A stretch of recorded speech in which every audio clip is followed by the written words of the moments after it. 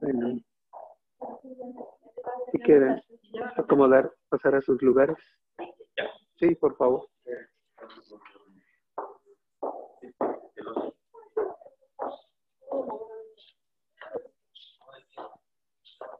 Pueden pedir a alguna de ustedes dos conectarse a la red y de pronto poner la cámara y ver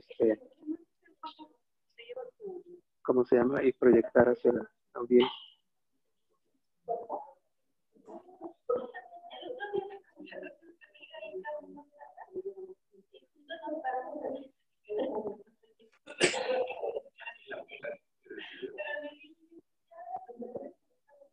Ocho, siete, ya estamos aquí en el auditorio del 9º piso del condominio. Tenemos nuestro gratísimo quórum y también por internet tenemos algunos compañeros, el doctor Ferreira, la doctora, Patricia Vázquez, el doctor Héctor Dueña Stenturi, Pati Rodríguez, el doctor Raúl Castillo, nuestro presidente, el doctor Saquinés, y aquí estamos presentes el doctor Gómez Scott, nuestra querida amiga, la ponente del día de hoy, la doctora Yolanda Carrillo, mi vecina, de aquí del 5º piso del condominio. También está el doctor Paquito Reyes, mi querido, nuestra queridísima doctora Verónica Simancas, también aquí, apoyando, viniendo a echar porras, como debe de ser. Su nombre, señorita, perdónenme. La señorita Verónica, de Coordinación de Enseñanza. Así es.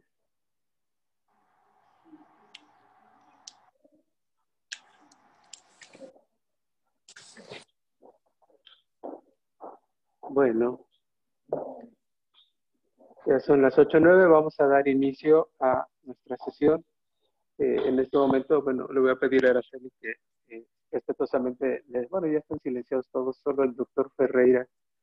Lo lamentamos, doctor, vamos a apagar su micrófono. Ahorita en la sesión de preguntas, pues ya activaremos el audio. La doctora Yolanda estará por unos audífonos Bluetooth, mandando la señal de audio a todos por el internet. Espero que no tengamos pues problema.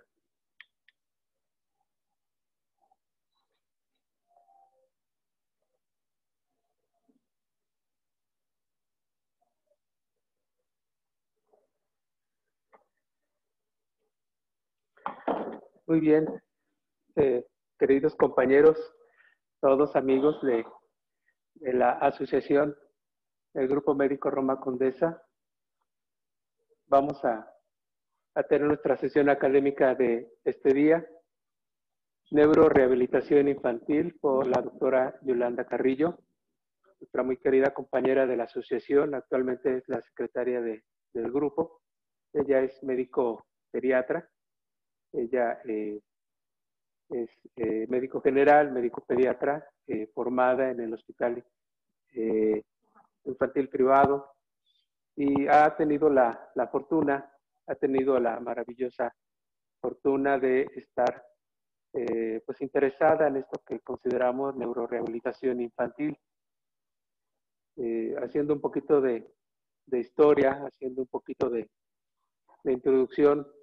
Recuerdo a algunos antropólogos, algunas personas interesadas en poder definir en qué momento un grupo de personas, culturas o lo que llamamos civilización se convierten en eso, en civilización. Y recuerdo que alguien, una connotada antropóloga española, de origen español, comentaba cuando le hicieron la pregunta de en qué momento consideraba que un grupo de personas, un grupo de humanos congregados, ya se le podía tomar en cuenta para decir que ya era una civilización. Entonces esta persona hizo la remembranza de lo que alguna vez leyó de alguien que escribió lo siguiente, hace más de 2000 años, Heródoto.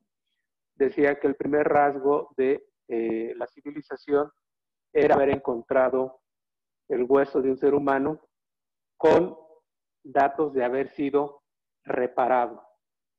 Y esto era importante porque esta persona comentaba que los primeros indicios de que existe una civilización es cuando una persona ha sufrido algún problema, un problema de salud, obviamente, y alguien ha tenido la visión, el amor, por así decirlo, la compañía, la necesidad de ver a su necesidad de esta persona y ayudarlo a quedarse con él, a atenderlo y ayudarlo a sanar.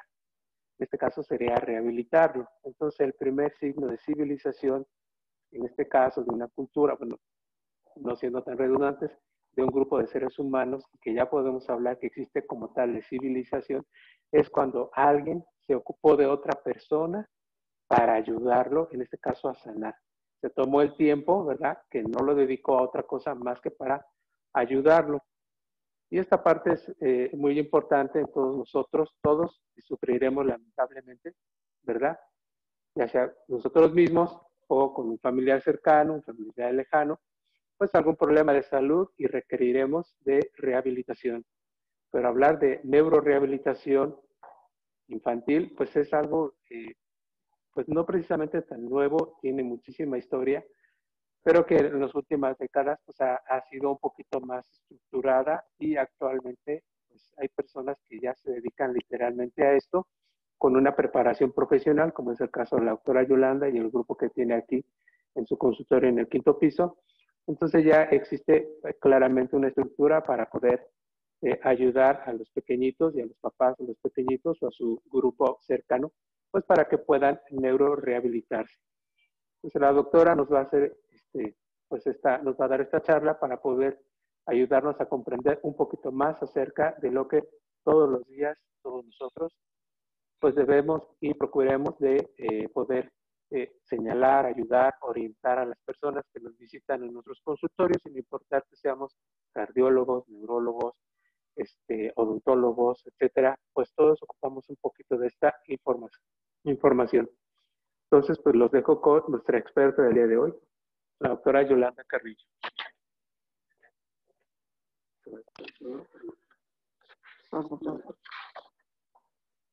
Así, ¿verdad?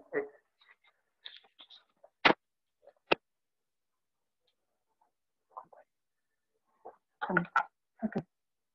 Hola, muy buenas noches a todos. Pues así como tan experta, no, pero pues estamos haciendo nuestros pininos en todo esto. La verdad es que me da mucho gusto estar con ustedes. Me siento un poquito nerviosa, que hace mucho que no experimentaba esta sensación de estar frente a tanta gente tan experta en muchas cosas. Pero bueno, quisiera platicarles un poquito de todo esto que despertó pues la curiosidad entre nosotras, la doctora Simancas y una servidora hace ya un buen tiempo. Empezamos a encontrarnos en el consultorio del día a día. Empezamos como con unas hojitas de estimulación para ahí como más o menos informar a los familiares cómo estimular a sus bebés para que tuvieran un mejor desarrollo. Pero en ese andar nos dimos cuenta que frecuentemente nos encontrábamos niños que tenían alguna deficiencia, que tenían algo que no era normal. Y es ahí cuando surge pues esta curiosidad o necesidad de tomar un diplomado que nos pudiera ayudar a identificar un poquito más de todo esto que día con día íbamos encontrando, pero que obviamente pues no sentíamos como esa habilidad como para poder decir sí lo tiene o no lo tiene, ¿no? Entonces, bueno, pues así es como surge esta plática que espero que resulte de interés para todos ustedes. Bueno, y haciendo una pequeña corrección con todo respeto, pues es la plática es neurohabilitación infantil y ahorita que lo veamos más adelante se van a dar cuenta por qué hablamos de neurohabilitación y no neurorehabilitación, ¿de acuerdo? Bueno, empecemos por identificar precisamente que la rehabilitación, pues precisamente es como el doctor lo acaba de indicar, es un conjunto de medidas que se realiza en base a tratar de limitar o de mejorar o aquella discapacidad que se produjo en alguna persona, ¿no? Aquí, básicamente, la OMS lo define como el conjunto de medidas educativas y sociales encaminadas para recuperar, mejorar las capacidades y poder adaptar a un individuo, pues, dentro de la vida social lo mejor que se pueda. Haciendo un poquito de historia, como el doctor también ya lo comentaba, se adelantó un poquito a mi plática, pero bueno, sabemos que desde épocas primitivas ya estas personas se dedicaban por medio de los masajes a curar ciertas alteraciones o ciertas enfermedades que se producían en el cuerpo. En China, hace más de 2700 años antes de Cristo, ya lo hacían por medio de masajes y de la respiración, que para ellos era una forma de curación. Y en Egipto, pues hace más de 2 milenios, no tenemos como tanto algo que lo describa, pero se encontraron dentro de todas sus imágenes estas formas de masajes y de terapias que utilizaban para recuperar la salud, sobre todo de los soldados y pues obviamente de las cortesanas que estaban dentro de la corte del faraón. Y bueno, pues la fisioterapia básicamente, como ahora la conocemos en nuestro medio, tiene su auge básicamente como a mediados del siglo XIX y desafortunadamente se da en una época de conflictos bélicos, que es la Primera y la Segunda Guerra Mundial. Aquí lo que sucede, pues obviamente con todas estas situaciones se producían no solamente enfermedades, sino lesiones muy importantes que hicieron tomar importancia no solamente en esta parte de salvar vidas, sino también de rehabilitar a toda esa persona que quedaba discapacitada. Y bueno, pues así es como empiezan a aparecer los primeros centros de rehabilitación. En 1943 aparece la medicina física y rehabilitación, en el Hospital Infantil de México. Y básicamente está encaminada a todos aquellos niños que tenían secuelas de poliomielitis. En 1953, pues aparece la Dirección General de Rehabilitación y más adelante, en 1957, el posgrado. Aquí aceptan la importancia de la rehabilitación en la parte de la medicina. En 1970 aparece la Fundación APAC, que es la Asociación Pro Personas con Parálisis Cerebral Infantil. Y esta asociación fue creada por un conjunto de madres que tenían hijos con parálisis cerebral infantil y que desafortunadamente veían que no existía como unidades médicas que otorgaran esta parte de medicina especial para todas estas personas. En 1973 aparece el Consejo Mexicano de Medicina y Rehabilitación. Obviamente, pues ya se da la certificación a todos aquellos especialistas en rehabilitación física. Y en el 74 se inicia la construcción del Instituto Nacional de Medicina de la Rehabilitación. En 1982 aparecen otros centros en el Estado de México.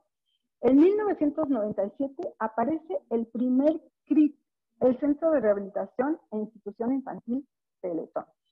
Este podría ser, aparte de la PAC, el primer centro de atención multidisciplinaria que estaría basada específicamente en dar terapia no solamente física, sino de manera mucho más multisistémica, porque ya habría terapia de lenguaje, terapia ocupacional, terapia sensorial, en fin, un conjunto de grupos que se formaban para poder dar atención más conjunta para cada niño dependiendo de sus necesidades. En el año 2000 se integra como tal el Sistema Nacional de Salud en México con el actual Instituto Nacional de Rehabilitación. Y en el 2005, pues obviamente el centro obtiene el nombre de Instituto Nacional de Rehabilitación. Y es hasta el 2013 cuando aparece el primer centro de autismo que también sale de este CRIC del grupo Teletón. Empecemos por ver quiénes son pues todos aquellos que necesitan una rehabilitación. Pues básicamente todas aquellas personas que tienen como tal pues una discapacidad y que los va a limitar de una manera, de alguna manera. Y existen muchos tipos de discapacidades. Entre ellas, pues básicamente tenemos la motriz, la intelectual, la psicosocial, la visual, la auditiva, y una que es múltiple, porque puede englobar todas estas, y pues desgraciadamente, pues son todos aquellos niños que sufren lesiones de manera mucho más importante. Se dice que existen básicamente en el mundo aparentemente como 140 millones de niños con alteraciones de tipo neurológico, pero de esos existen por lo menos 300 millones de niños con parálisis cerebral infantil, o sea, es una cosa sumamente importante. Y de ahí surge la necesidad de saber cómo poder ayudar a todos estos niños. En la actualidad tenemos muchísimas causas que nos pueden producir algún tipo de discapacidad, pero dentro de ellas voy a englobarlas básicamente en estas 4, que son las que se dan al momento del nacimiento por alguna enfermedad, por algún accidente, y las de edades avanzadas, que básicamente esas son las que nosotros no vamos a tratar en esta plática. De acuerdo al último estudio que hizo la Organización Mundial de la Salud, se refiere que alrededor de 15 millones de bebés nacen antes de tiempo. ¿Y por qué esto es importante? Porque efectivamente en los últimos años el avance de la medicina nos ha ayudado a poder dar o ofrecer, o mejor dicho, esperar una sobrevida mucho mayor, sobre todo en aquellos niños que son muy prematuros. Esta medicina que ha ido constantemente avanzando con el paso de los años nos ha dado sobrevida. Sí, efectivamente, cada vez vemos que un niño prematuro y muy prematuro tiene esas ventajas, entre comillas, de salir adelante. Pero, ¿qué nos espera de aquel niño que finalmente pues es inmaduro en todos los aspectos y que muy seguramente va a tener algún tipo de alteración neurológica? Asimismo, tenemos pues muchos factores de riesgo. Entre ellos, básicamente, pues debemos englobarlos en estos 3, que son los factores prenatales, todo aquello que se produce al momento del embarazo, que puede tener la madre o que se pueden adquirir durante el embarazo. Todos aquellos que se obtienen de manera perinatal, alrededor del nacimiento del bebé, y que muy frecuentemente estos son los que más impactan a los padres, porque después de venir de un embarazo completamente normal, al momento del nacimiento se encuentran situaciones inesperadas que los ponen pues básicamente en otro contexto. Y las neonatales, que son las que se desarrollan pues durante el primer mes de nacimiento y que también engloban un sinnúmero de enfermedades. Asimismo, les voy a presentar pues 3 situaciones con las que nos enfrentamos muy frecuentemente en la sala de labor o en la sala de quirófano, ¿no? Un parto ectóxico, aquel bebé que nace de un parto aparentemente normal, sin complicaciones, sin antecedentes perinatales, que al momento del nacimiento recibimos un bebé vigoroso, que no necesita mayores maniobras de reanimación y que finalmente termina en alojamiento conjunto para ofrecer o para que se le ofrezca la lactancia materna. Pero tenemos aquellos otros que son partos distóxicos. Y puede ser un parto que nació por vía vaginal, pero que ya, porque empieza a presentar complicaciones al momento del nacimiento, se convierte en un parto distóxico. Y es aquel bebé que ya amerita otro tipo de maniobras para poder ayudarlo a adaptarse a este medio al que se enfrenta al nacimiento. Afortunadamente, muchos responden de la mejor manera y entonces lo que pasa es que pasan a una sala de cuidado por un par de horas y afortunadamente por su adecuada respuesta pueden volver al alojamiento conjunto con la madre. Pero tenemos este que yo creo que es el que al que no quisiéramos enfrentarnos muchos de nosotros, pero que pues puede suceder, ¿no? Que es el parto distóxico, en aquel en que el niño nace en situaciones muy deficientes que amerita maniobras de reanimación mucho más importantes y que desgraciadamente termina en una unidad de cuidados intensivos. Y para esto, pues casi siempre, como en todo, los extremos de la vida siempre son como los más dañados, ¿no? En este caso, pues los posmaduros o de alto peso, los macrosómicos, llamémoslos así, o los prematuros, que como ya hablamos antes, son los que nacen de forma muy inmadura y que obviamente tienen o son mucho más lábiles a cualquier tipo de complicación. Pero, ¿qué pasa con esos factores de riesgo? Finalmente se vuelven un riesgo neurológico, ¿sí? Porque finalmente el hecho de que el niño haya sido expuesto a alguna situación que compromete el estado de salud al nacimiento, como es la encefalopatía hiposistémica o la deprivación de oxígeno o la hipoxemia, como lo conocemos a veces, ¿no? Y digo, lo conocemos a veces porque no en todos podemos determinar, ¿no? Y aquí me regresaría un poquito al segundo caso que les presenté, que aparentemente es un bebé que amerita maniobras de reanimación, pero que finalmente regresa a la mamá. A veces decimos, respondió bien y ya está en alojamiento conjunto, pero verdaderamente ese niño está bien, tuvo una adecuada evolución, o más adelante esa pequeña instancia, esos pequeños minutos que lo deprivaron de una situación normal, le permitirá tener un adecuado desarrollo. Eso no lo sabemos. Entonces, pues, eso es lo que pone al niño en un riesgo neurológico. Definitivamente todos aquellos niños que por sí tienen complicaciones como son los prematuros, lo esperamos, aunque se oiga muy crudo, esperamos que esos niños seguramente, la mayor parte de ellos van a tener complicaciones y van a tener alteraciones neurológicas. Pero el otro grupo es el que nos debe preocupar un poquito, porque a lo mejor a esos no les vamos a poner finalmente la atención que merecen, ¿no? Y pues bueno, nosotros sabemos que el cerebro tiene la capacidad de realizar múltiples funciones muy importantes.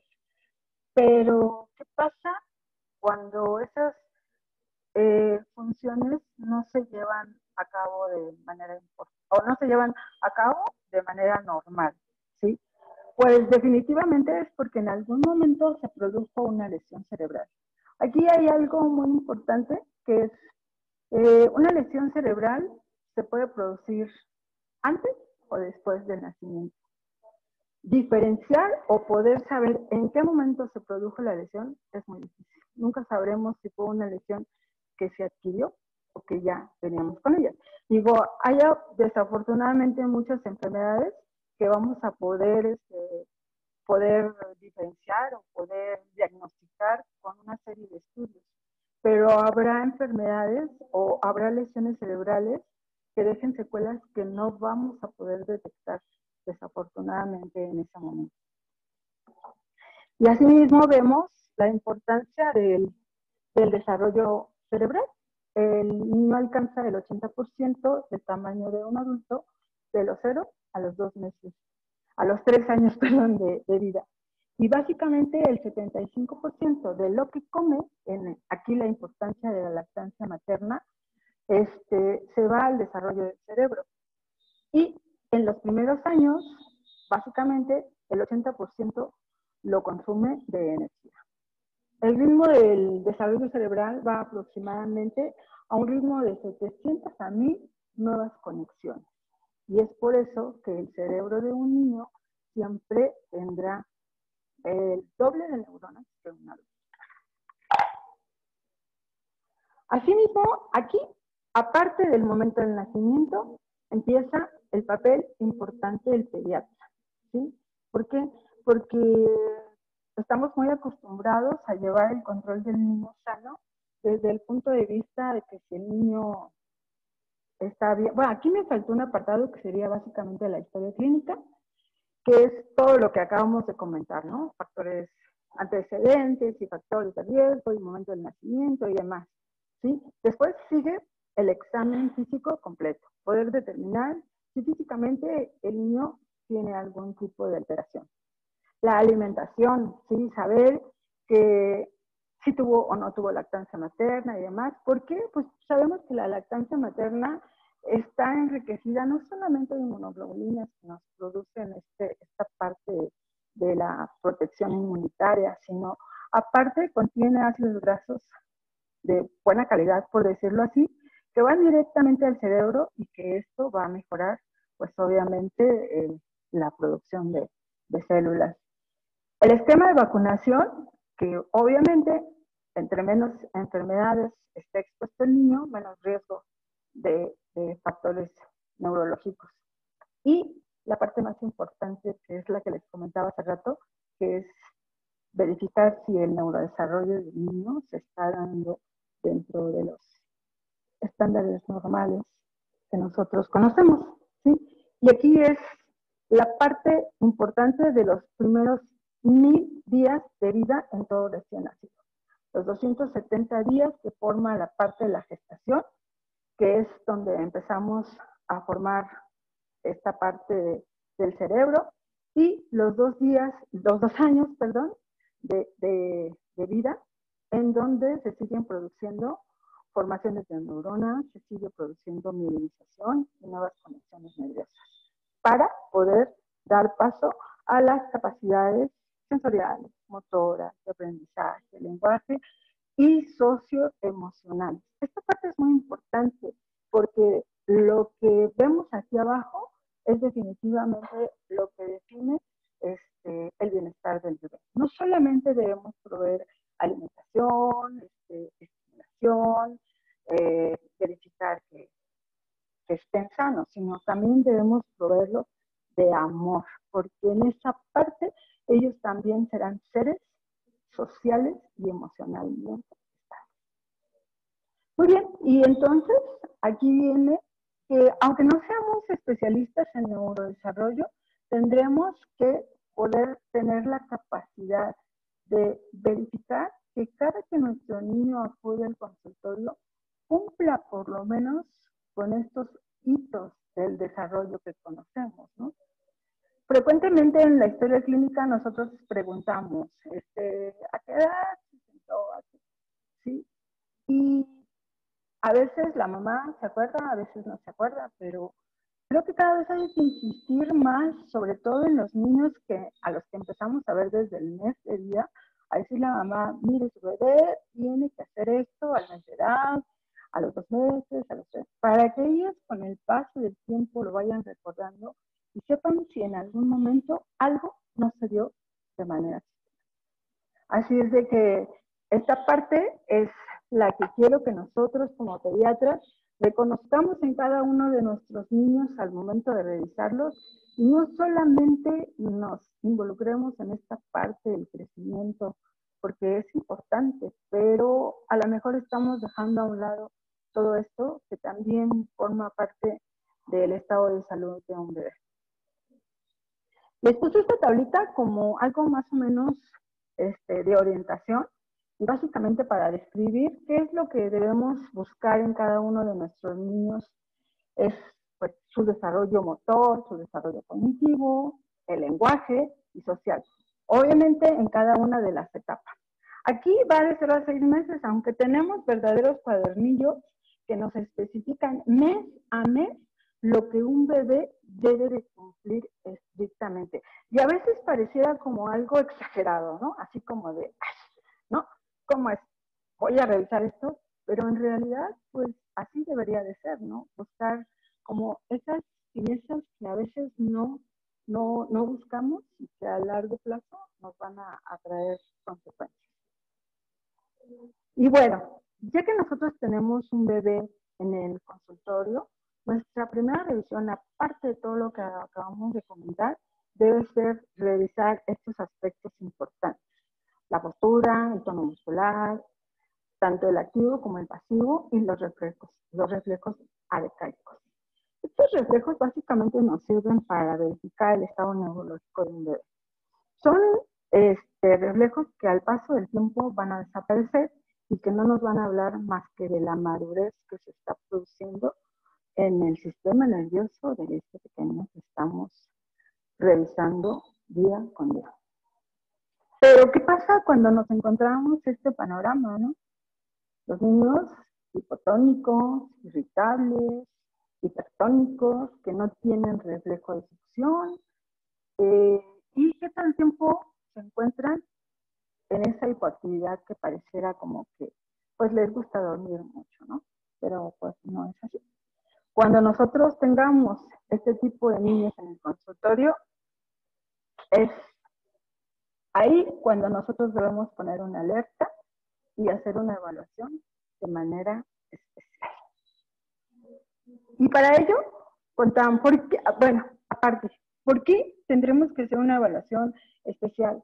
Porque entre más temprano detectemos alguna alteración, más rápido podremos echar a andar todo esto que hemos hablado, ¿no? La plasticidad cerebral es un fenómeno súper importante en los niños, pero obviamente entre más pequeños ayudemos a que esta plasticidad cerebral se dé de la mejor manera con la ayuda de una terapia adecuada, pues vamos a tener una mejor respuesta en cada paciente. Y dentro de todas las valoraciones que tenemos, pues bueno, las primeras a las que nos enfrentamos en la sala de partos es el Apgar. Esta parte la quise tocar de manera muy especial porque pues yo me he encontrado, digo, no sé si alguna vez yo también pude haberlo hecho, digo, creo que a veces las prisas, a veces el momento nos lleva a evaluar al bebé de manera, bueno, de hecho es una evaluación que se hace rápida, ¿sí? Pero muy frecuente pensamos que la valoración de APGAR es una evaluación para calificar al médico y no al paciente, ¿sí? Si un bebé sale con una APGAR de 9-10, y lo he escuchado muy frecuentemente en el consultorio, mi bebé nació súper bien, su pediatra súper bueno, ¿no? Cuando en realidad la calificación no es para nosotros, la calificación es para valorar las condiciones en las que nace un bebé. Ni siquiera son de factor pronóstico, ni para ver si más adelante va a estar bien o no. Es únicamente para determinar las condiciones en las que nace y qué papel vamos a tener que tomar en ese momento. Si el niño nace en buenas condiciones, pues no tendremos que hacer nada, ¿verdad? Pero si el Apgar nos está marcando que el niño no está bien, tendremos que tomar acciones inmediatas para poder corregir eso que el bebé nos está manifestando. Las otras valoraciones que también son importantes es la escala de Kapur. Y en este caso, pues básicamente vamos a definir el estado de maduración de un bebé, ¿no? Tenemos ya como antecedente el saber que cumplió tantas semanas de gestación por fecha última de regla, por ultrasonido. Pero ¿qué sucede cuando nace el niño? Siempre tendremos como esa ventana de diferencia más o menos 2 semanas que nos harán pensar si ese bebé realmente fue a término o no. Y aquí es la importancia de poder valorar si ese bebé fue de término o no. Y tenemos una mucho más especial, que básicamente la hacemos en niños un poquito más prematuros, ¿sí? Y que es la evaluación de Balash. Esta básicamente está dado por 6 puntos de maduración muscular y los otros de maduración física. Y entramos a lo más importante de todo esto, ¿sí? Que son las escalas de valoración del neurodesarrollo. Mi primera intención era como mostrarles cada una de ellas de manera especial, pero la verdad es que son tan extensas y tan complicadas, porque algunas son complicadas, ¿eh? De hecho, a veces nos hemos metido a revisar y a ver cuánto cuesta un curso, y es tan elevados los costos que cuando empezamos a ver y vemos de qué se trata, pues decimos, efectivamente, por eso son caras, ¿no? Porque son muy complicadas de entender, de estructurar, de llevar a cabo. A veces ni siquiera el material es tanto, aunque tienen materiales muy especiales para llevar cada una de ellas, pero cuando uno lleva a cabo alguna de estas pruebas se da cuenta de la importancia que tiene el realizar cada una de estas pruebas. Y bueno, les hablaré en forma general. Básicamente tenemos pruebas de tamizaje, como son la escala de Bates, la escala de Eddy y la escala de Denver. ¿Sí? Estas básicamente son pruebas de tamizaje que nos ayudan a explorar a todos los niños, a aquellos niños que pues aparentemente no tienen como mayores problemas o que no precisamente lo realizamos por alguna situación en especial.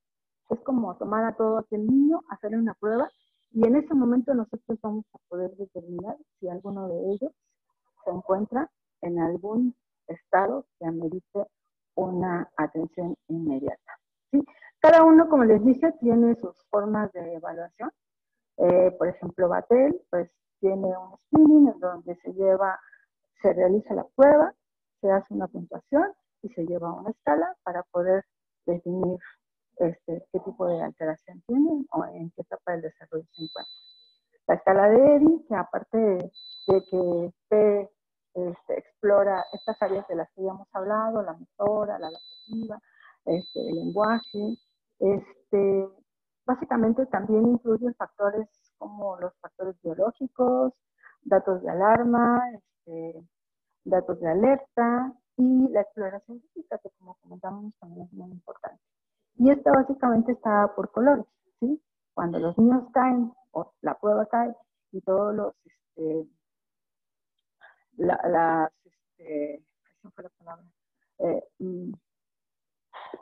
las puntuaciones que nosotros vamos dando o se me fue la palabra, perdón, cada una de las exploraciones que nosotros vamos haciendo van cayendo en el verde, podemos decir que es un niño que podemos considerar dentro de lo normal. Cuando caen en amarillo, básicamente son los niños que están haciendo rezago en el neurodesarrollo y pues obviamente verificar en cuál de estas partes está teniendo rezagos para poder empezar una terapia de intervención. Y los rojos, definitivamente, cuando caen en rojo, perdón, son todos aquellos niños que van a necesitar intervención inmediata. ¿De acuerdo? Existen otras, como por ejemplo Evanel, que está básicamente hecha para todos los neonatos, todos aquellos niños que nacen con factores de riesgo y que necesitan una valoración inmediata para verificar específicamente todos estos datos que acabamos de comentar hace rato y poder determinar qué tipo de lesión tiene y de igual manera realizar una intervención inmediata. Existe la escala de Bailey, que básicamente también es otra prueba que se realiza en niños que van desde un mes hasta los 42 meses. Y que básicamente también explora estas áreas, la conducta adaptativa del niño, la respuesta motora, tanto la fina como la gruesa, y la parte cognitiva. Y esta prueba es muy importante porque tiene este apartado que conocemos como conducta adaptativa que nos permite hacer una evaluación de comportamiento del niño tanto en casa como al momento de hacer la evaluación y poder realizar pues un comparativo.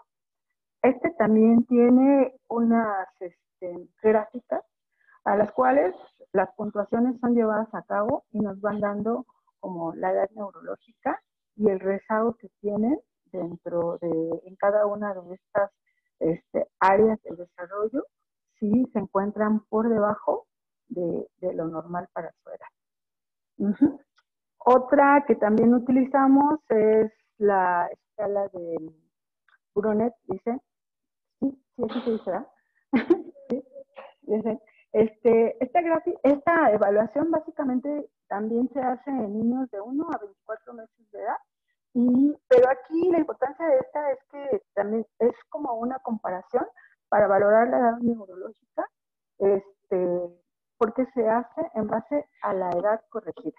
Es decir, que nosotros tendremos que sacar la edad corregida de ese paciente y evaluar su edad neurológica en base a cómo sería en cuanto a su evolución cronológica y cómo es en cuanto a su edad corregida y poder valorar si efectivamente existe o no un rezago. Les digo, les estoy dando como puntuaciones así muy generales, porque cada uno de ellos tiene puntuaciones bien específicas, ¿sí? Y la otra, que es la de MCHAT, esa básicamente es un cuestionario que nosotros llegamos a utilizar para poder determinar si el niño tiene riesgo o no de padecer o de entrar dentro de el trastorno del espectro autista, ¿sí? Obviamente, cuando este niño cae dentro de lo normal, pues obviamente pues no hacemos nada. Cuando cae en esta parte de la sospecha, volvemos a hacer una nueva evaluación y si él vuelve a caer ahí, pues ya tendremos que hacer una evaluación más completa, que pues básicamente ya no la hacemos nosotros, ¿no? Los hacen los especialistas, neuropsicólogos que se dedican al manejo de los pacientes con autismo. Y bueno, pues por mencionarle, estas son las armas con las que contamos para determinar cómo evoluciona un niño dentro de estos primeros años de vida. Créanme que de verdad, del tiempo que nosotros iniciamos esta aventura, por decirlo así, hemos encontrado una serie de problemas en los niños. Definitivamente yo a veces me reconozco incompetencia, sobre todo con los niños con autismo, porque son muy difíciles de evaluar. La verdad, a veces resulta muy complicado poder determinar así certeramente el estado de conducta de ese niño, porque son niños completamente difíciles. Entonces, pues sí, definitivamente hay que dejarle este trabajo pues a los especialistas, ¿no? Y bueno, pues aquí es donde entra esta parte de la neurohabilitación, porque nosotros no queremos rehabilitar, nosotros queremos habilitar. Es decir, que queremos hacer funcionar ese sistema nervioso de manera organizada para que el niño, para limitar la discapacidad que se esté produciendo en todos aquellos niños, ya sea cualquiera de las áreas afectadas. La idea es habilitarlo, no rehabilitarlo. Por eso, entre más temprano se detecte e iniciemos el tratamiento, la respuesta será mucho mejor para él. Y así tenemos que cuando nosotros hemos evaluado, hemos diagnosticado, debemos iniciar un tratamiento.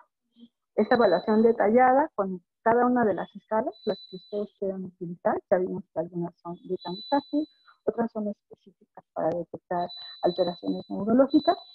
Entonces tendremos que hacer la confirmación y diagnosticar cuál será el problema o cuál es la área que tienen afectada y así poder establecer un tratamiento específico.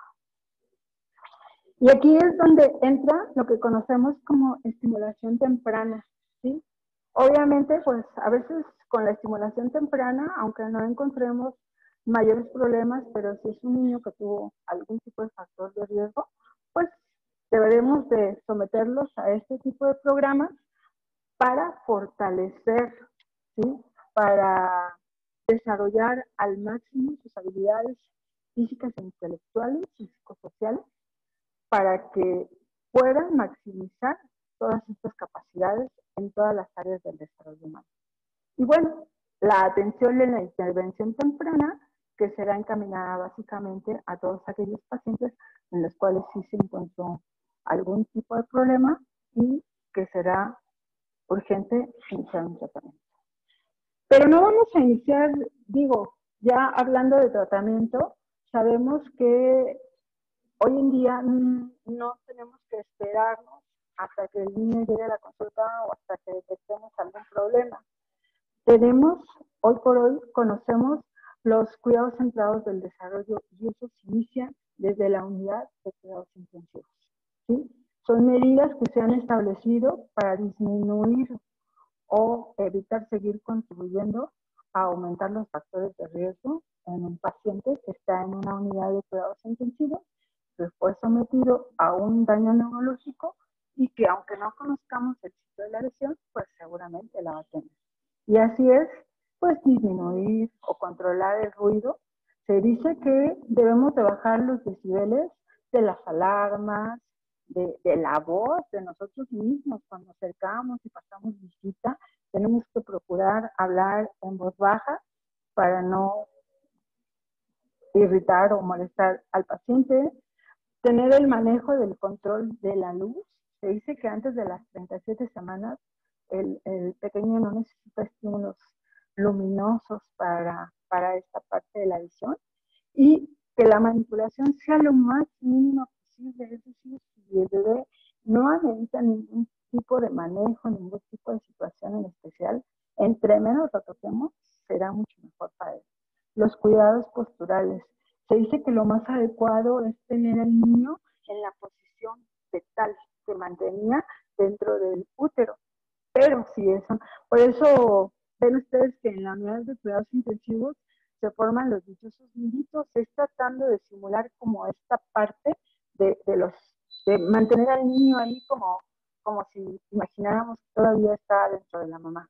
Y la otra es mantener las extremidades a la línea media, ¿sí? Entre menos tengamos estos fenómenos de extensión y demás, para ellos va a ser mucho mejor.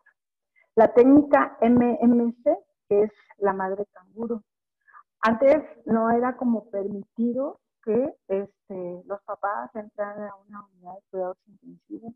Hoy en día se ha corroborado que el papá entre, le hable a su bebé, lo estimule, lo toque, y si lo permite su estado de salud, sea llevado al regazo de la madre o del padre, que aunque a veces no estamos como acostumbrados a ese tipo de situaciones, para los niños es sumamente importante, y de aquí es donde hablamos de esta parte socioemocional.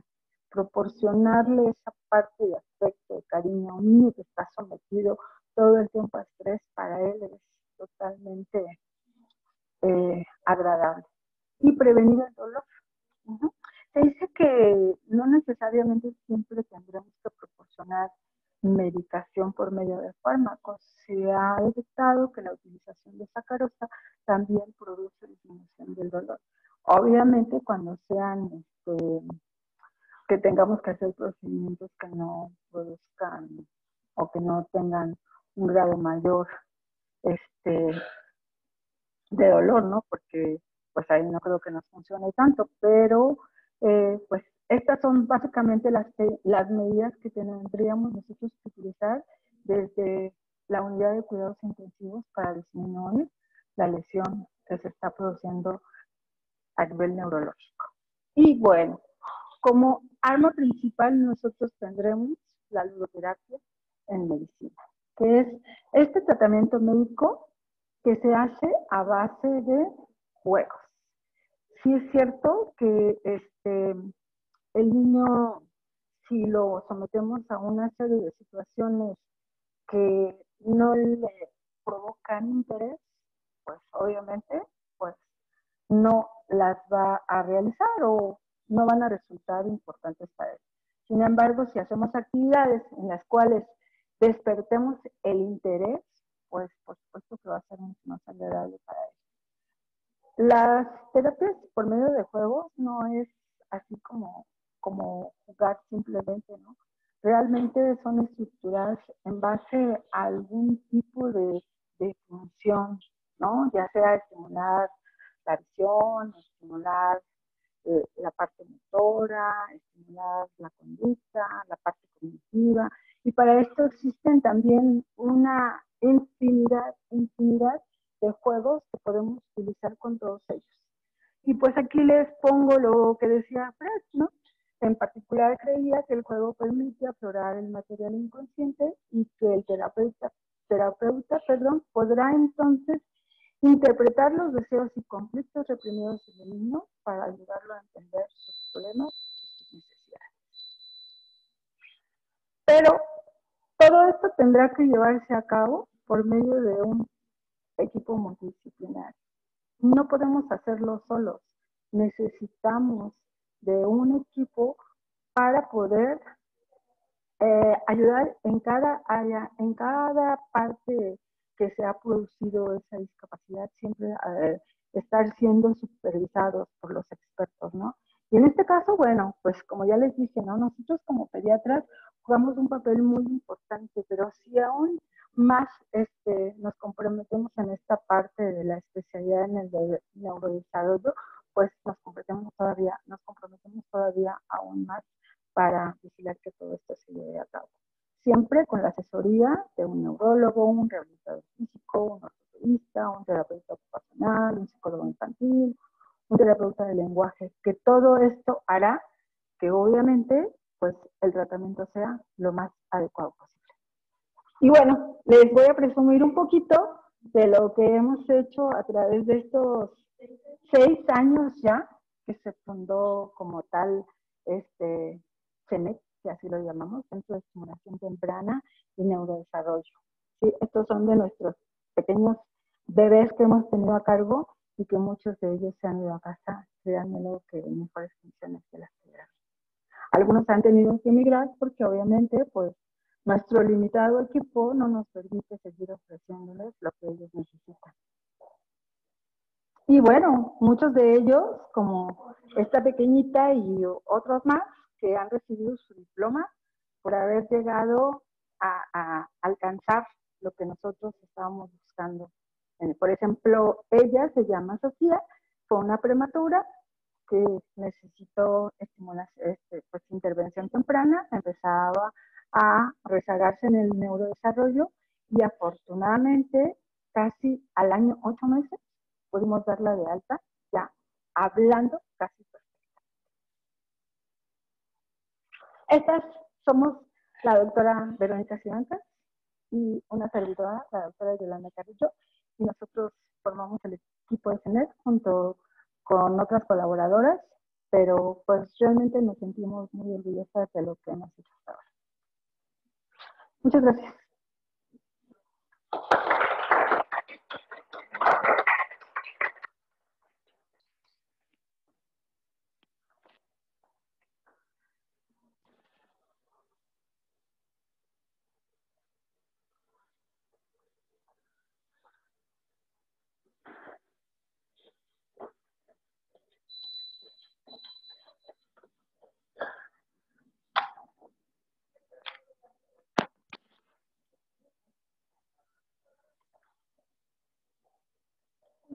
Bueno,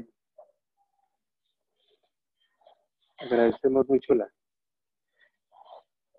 ponencia a nuestra querida compañera, la doctora Carrillo. Y vamos a revisar ahorita si tenemos alguna pregunta. Vamos a empezar por nuestros compañeros del internet.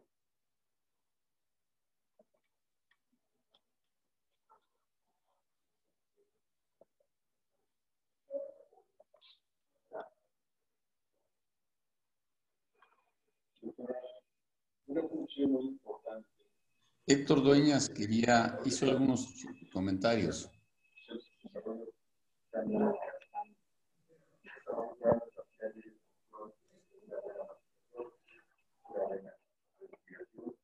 Ahorita los revisamos.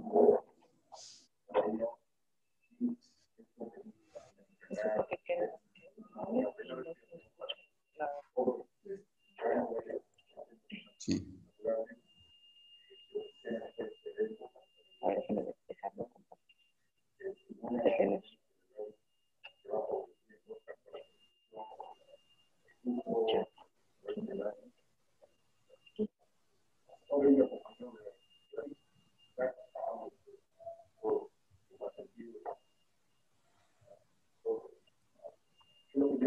Los puedo hacer de viva voz si lo prefieren. Sí. ¿Sí me escucha? Sí, sí te escuchamos. Perfecto. Bueno, una de las situaciones que me vinieron a la cabeza mientras la escuchaba es el aspecto de si en un proceso de rehabilitación, en un caso de que tenga alguna específicamente, patología, dentro de pero los primeros 2 años.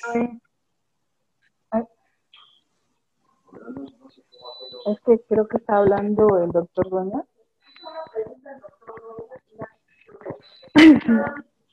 A ver. Ajá.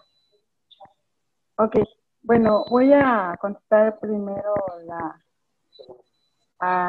pregunta del doctor Gómez y ahorita respondo la pregunta del doctor Elia, que no la alcancé a escuchar. Pero bueno, el doctor Scott preguntaba que me faltó mencionar esa parte de la masticación en los niños y que es importante para, no, perdón, el desarrollo craneofacial y que es muy importante en ellos para esta cuestión de la masticación. Pues básicamente, sí no lo mencioné en específico, pero no porque no lo consideremos. Esta parte la tomamos en cuenta desde la alimentación del niño. Cuando nosotros hacemos la exploración física y detectamos alguna alteración en esta parte del cráneo, cuando hacemos la exploración física revisamos la cavidad oral y sobre todo la alimentación, cuando vemos que la alimentación por alguna circunstancia no se está llevando a cabo, es cuando entonces, pues, obviamente los dirigimos a la terapia orofacial o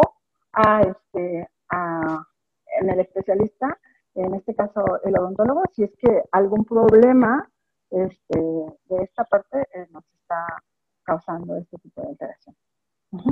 Pero bueno.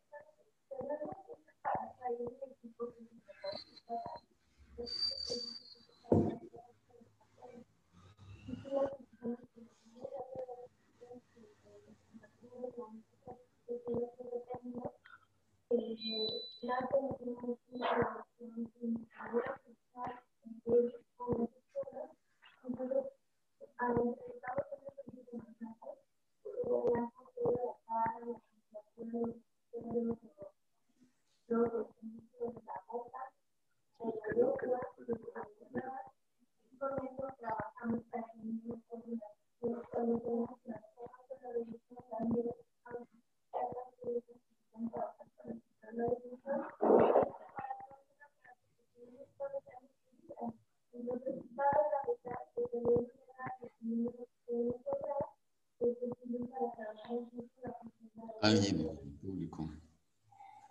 Sí, estaba comentando la doctora Cimentas que tenemos en el centro un equipo que se llama ZBAT y que consiste precisamente nos ayuda para esta parte de los ejercicios orofaciales, para estimular la sensibilidad en esta parte de la cara, para mejorar pues la succión, la deglución y bueno, estaría muy enfocado a lo y que son cabezales, parecen cepillitos como de dientes, y que vibran y que van, ¿cómo se llama? Se utilizan dependiendo de la edad del bebé. Esto va muy bien en ¿cómo se llama? Para lo que preguntaba el doctor. Ahora sí, al doctor Dueñas, por ahí creo que me estaba preguntando algo.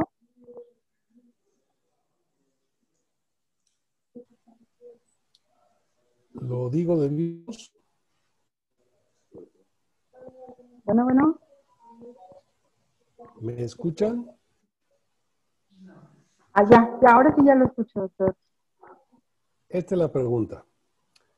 Llevado a cabo un proceso de rehabilitación para un niño con algún tipo de patología dentro de sus primeros 2 años de vida, además de mejorar las conexiones existentes, me refiero a conexiones neurológicas existentes, ¿se asocia este proceso de rehabilitación con neurogénesis? Pues sí, de alguna manera, como lo comentamos ahorita, ¿no? El hecho de que, el doctor Dueñas pregunta que si este proceso de rehabilitación, bueno, espero que así lo haya comprendido, este proceso de rehabilitación tiene que ver con la neurogénesis, o sea, una vez que se ha llevado a cabo la rehabilitación. Y pues sí, ¿no? Pues si hacemos un poquito de retroceso en lo que habíamos platicado, en estos 2 años de vida del niño, pues es cuando existen mucho más producción de células, mucho más mineralización, mucho más reconexión Entonces, sí tiene que ver mucho la neurogénesis con esta parte de la rehabilitación. Lo que vamos a hacer, de por sí esa neurogénesis ya se está dando por sí.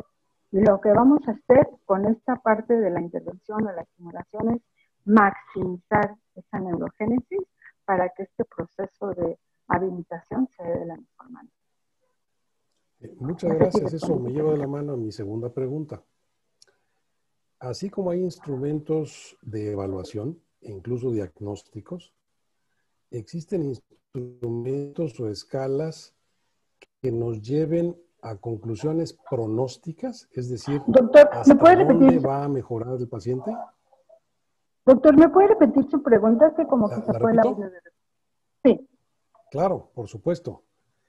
Así como existen instrumentos o escalas de evaluación y diagnósticas, existen instrumentos o escalas pronósticas, es decir, que nos puedan determinar hasta dónde va a mejorar el paciente.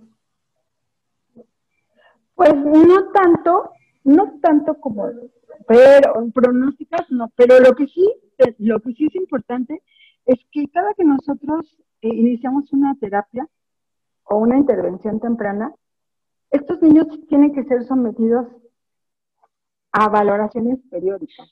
Es decir, nosotros establecemos una terapia que normalmente la llevamos a cabo por un periodo.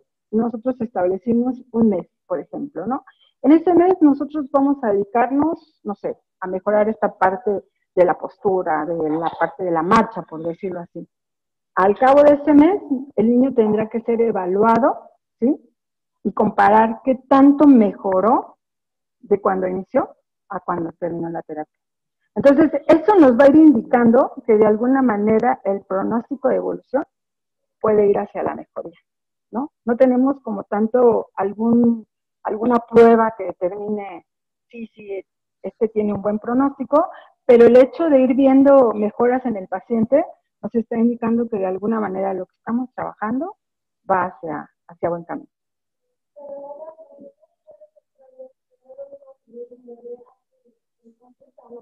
Bueno, sí, eso es algo que sí como que me faltó comentarles, ¿no? En esta parte donde hablaba yo que cuando nosotros recibimos un bebé en el consultorio, hay una gran diferencia cuando recibimos un bebé que llega al mes de vida y al que le podemos ofrecer infinidad de oportunidades, porque lo vamos a ir viendo mes con mes, pero vamos a iniciar de manera temprana. Que aquel que nos llega al consultorio al año de vida, en el que ya tiene pues daños bien establecidos y que va a ser muy difícil modificarlos, más no imposible.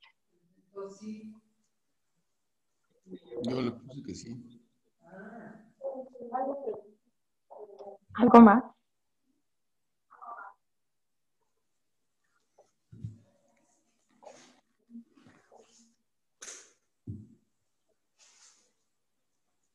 Sí, adelante, doctor.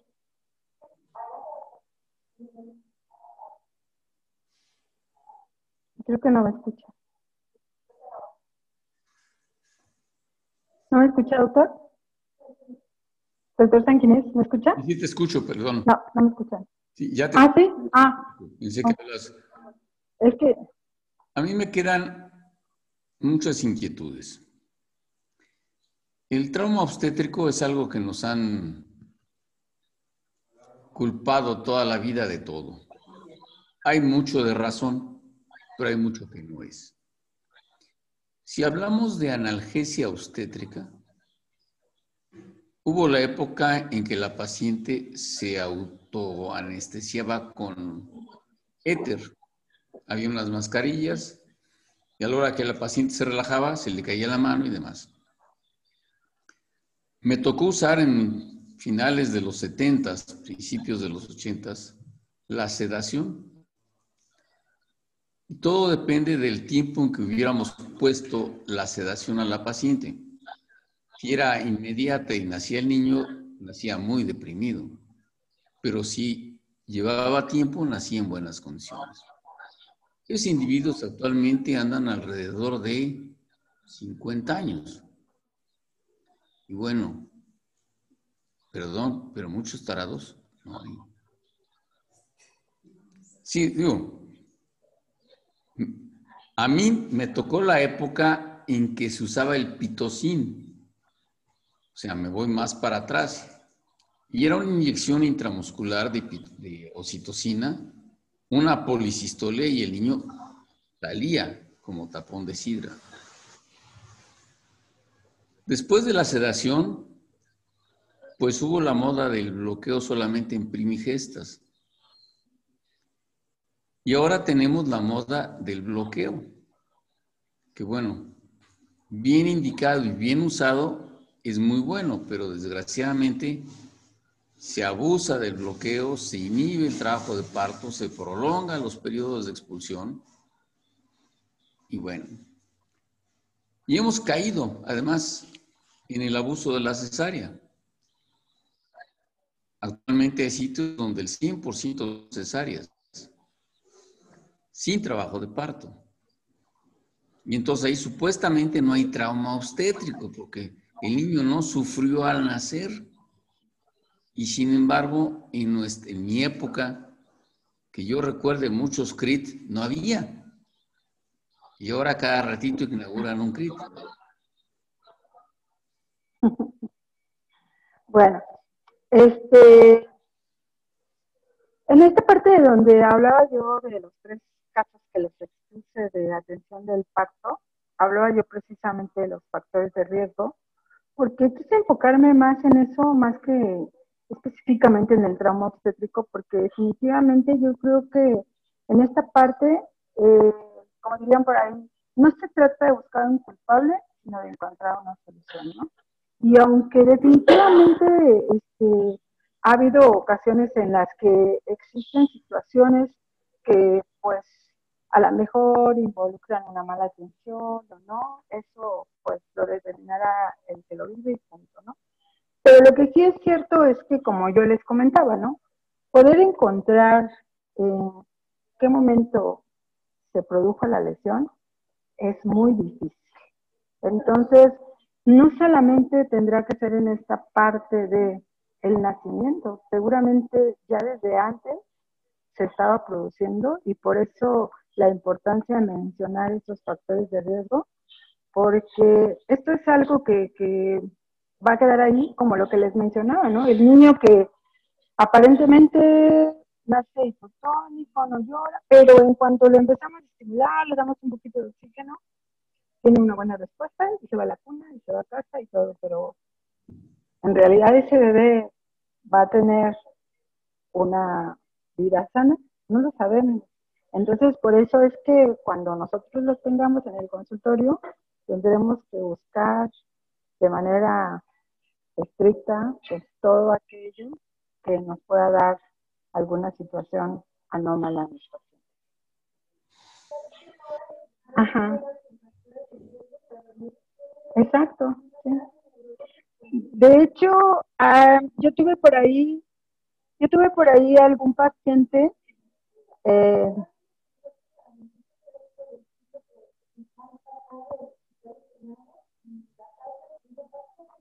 exacto. Es que comenta la doctora Simancas que hay muchos niños que ni siquiera traen factores de riesgo, ¿no? Y efectivamente es parte de lo que también de alguna manera les comenté, ¿no?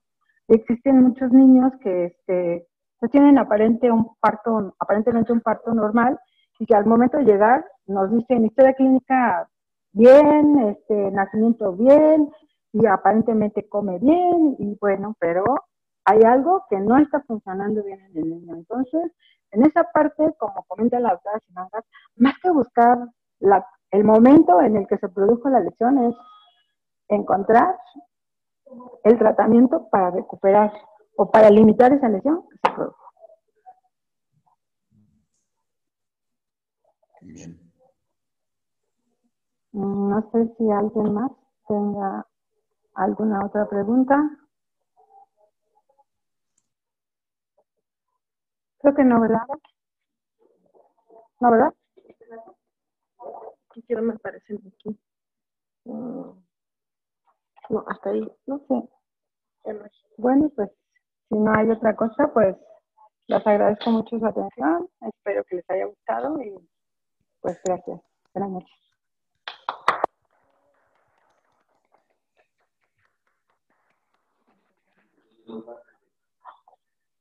Lo que estás enseñando mucho a mí con las malas, más humanidades, que se supone que científicamente puede ser normal, pero que científicamente no puede determinar. No sé. Se hace la captura ocular, se checa que sea un módulo que se haga capturado, lo que puede ser determinado. Pero ya que se implanta, no sabe qué puede pasar ahí. Parece que es Reyes. Entonces, muchas veces, pues, es un factor de seguridad también, actualmente, empieza de 38 a 40 años, 41, todo es de 44, ya no se puede terminar. Entonces, no sabe qué va a pasar.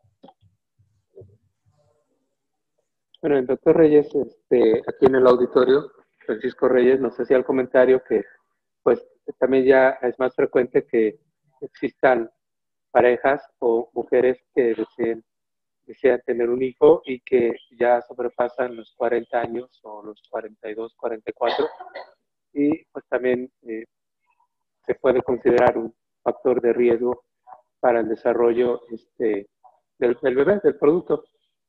Pero caeríamos en la misma cuestión que comentaba la doctora Simancas, de que pues a final de cuentas lo más importante sería atender al niño, el nacimiento, y estarlo evaluando desde el momento en que la madre, entre comillas, ya con cierta edad, pues desea tener un hijo, pues entonces dentro de la obligación del ginecólogo pues sería comentarle esta parte, ¿no? De que lo más seguro es que también deba de atender de forma inmediata al niño, al bebé, pues para ver que su desarrollo posterior ya habiendo nacido, pues que sea, entre comillas, el normal, el sano, el esperado. Y si no, pues detectar a tiempo, como lo mencionó la doctora Carrillo y la doctora Simancas, pues atenderlo y darle la terapéutica pues apropiada, ¿no? Entonces caeríamos en la situación de que es lo mismo, ¿no? De que, entre comillas, no buscar una especie de culpable, ¿no?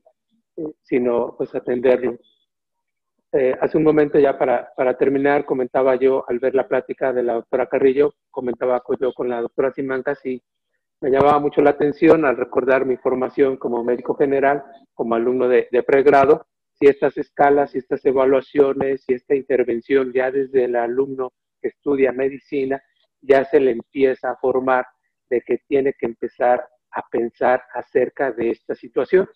Y me comentaba la doctora Simancas de que sí, efectivamente, en los planes de estudios actuales ya se ve desde la formación de pregrado, pues que en las clases de pediatría, pues de que ya existe esto que comentamos ahora, que se llama neurorehabilitación y este tipo de valoraciones tan básicas como las que yo tuve, como la evaluación de Apgar y la evaluación de Capurro y estas valoraciones muy al principio de la vida del bebé, pero que hay otras escalas y además del crecimiento, del desarrollo, de lo que debe de hacer, como hizo la plática la doctora Carrillo, de los 3 meses y ya se sentó, si ya sostiene la cabecita, etcétera, pero ya desde pregrado y obviamente ya la especialización de pediatría, pues esto ya es más profundo o ya está siendo pues entrenado el médico desde épocas desde su formación temprana, como ya debe de ser, y que actualmente en la mayoría, espero yo que en la mayoría de los estados de la República, en los centros de salud, pues actualmente el médico general también está recibiendo capacitación para poder detectar esto a tiempo y que a una temprana edad, pues en la consulta del niño sano, como lo comentó la doctora Yolanda, pues que se hagan estas valoraciones por la atención primaria de la salud, de los centros de salud, y sean referidos pues al siguiente nivel de atención, a los pediatras o a los centros de rehabilitación de forma pues oportuna. Bueno, por el momento pues no tenemos algún otro comentario y solamente recordar que estamos en el mes de abril. Este fin de mes pues es un mes importante para todos nosotros. El 30 de abril pues es el Día del Niño, entonces bueno, pues será un festejo para todos, claramente para nuestros pediatras del grupo, pues claro que sí, pero les hacemos el recordatorio de que el 10 de mayo, ya el próximo mes, ya dentro de pocas semanas, pues tendremos el festejo del 10 de mayo. Entonces todas nuestras socias, todas nuestras queridas socias del grupo, pues están cordialmente invitadas, ¿verdad?, a participar en nuestra comida, que se llevará a cabo en un restaurante aquí cerquita, muy popular, se come muy rico, está muy bien ambientado el lugar, va a haber algo de bebida para quien lo desee, pero pues también les pedimos apoyo, ¿verdad?, a que nuestras socias que lamentablemente a la fecha del día de hoy pues no han podido estar al corriente con sus aportaciones al grupo, pues se pongan al corriente, ¿verdad?, para otros eventos, no nada más el 10 de mayo, pues después va a estar también el Día del Padre, el Día del Médico, la cena de fin de año, etcétera. Entonces, pues animarlos a que por favor se conecten a nuestras pláticas, se pongan al corriente con nosotros, con la señorita Araceli, ¿verdad?, que es aquí nuestra recaudadora. Y pues para todos gozar de las pláticas, las sesiones culturales, vamos a tener otras culturales presenciales, esperemos que sean de su agrado, de su pues, sí, curiosidad y venir y estar aquí con nosotros. Y pues ya, no sé si el doctor Sanginés quiere hacer algún último finalísimo comentario desde allá, desde las bellas tierras de Veracruz. Doctor. No, muchísimas gracias, excelentemente bien dirigida la sesión. Y bueno, sí, tengamos más asistencia, más participación, y los pocos socios que faltan de estar al corriente lo hagan para que participen con nosotros en todas las reuniones que vamos a hacer. Felicidades a la autora Yolanda Carrillo por la plática muy, muy interesante. Y bueno, éxito para todos. Muy bien, pues hasta luego, buenas noches a todos y nos vemos, espero que muchas, en la comida del 10 de mayo.